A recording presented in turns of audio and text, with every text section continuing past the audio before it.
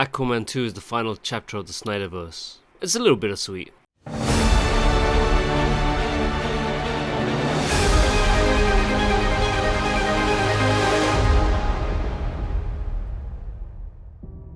Aquaman 2 is directed again by James Wan.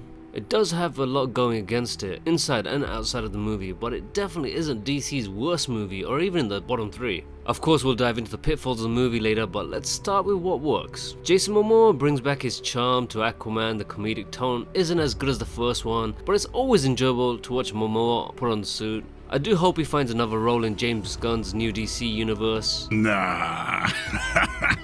Just kidding. You should have seen your face though.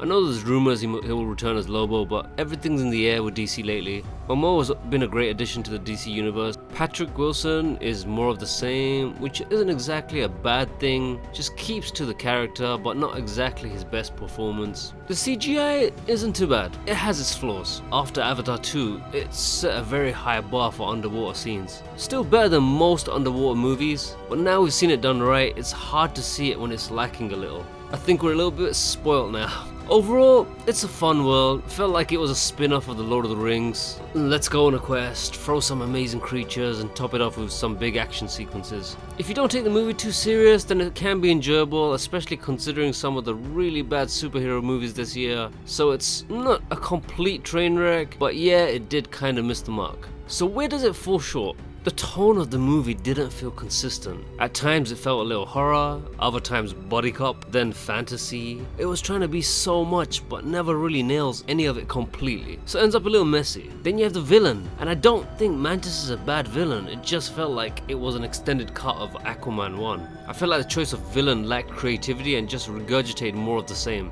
There's so many other villains they could have used to keep it fresh, keep it original. A lot of the old cast do return for the movie. Problem was, I couldn't really see the point for most of them. Majority of them, whether they're in the movie or not, would have really made no difference to the overall plot. Yeah, it's nice to see old characters return, but there has to be a reason for it, a point to it, and some kind of weight to the story.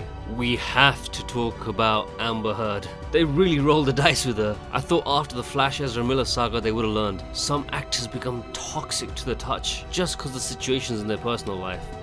My side of the bed was human fecal matter.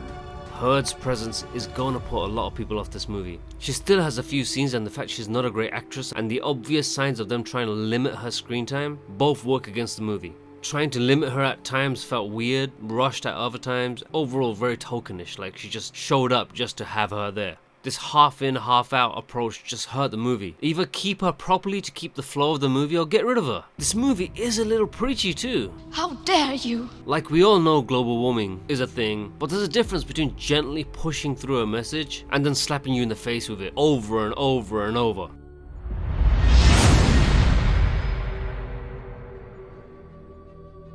The movie's not terrible, but it's not great either. I don't think it's worth paying to watch it in cinemas, but if you can get a free ticket or watch it on streaming, it would make it easier to overlook some of the downsides. Kids will have a great time either way. It's a lot of fun and visually engaging. In the end, we do have to remember it's a superhero movie, and although some of the superhero movies have set such a high bar, you start to confuse them for normal movies. This is a pure superhero movie. It feels like it. It's nothing more, nothing less. It's very box standard. If you already don't enjoy the genre, you probably won't enjoy this. But if you like superhero movies, then you probably enjoy this. Won't be in your top 10 most likely. Anyways, comment below, let me know what you thought, and until next time.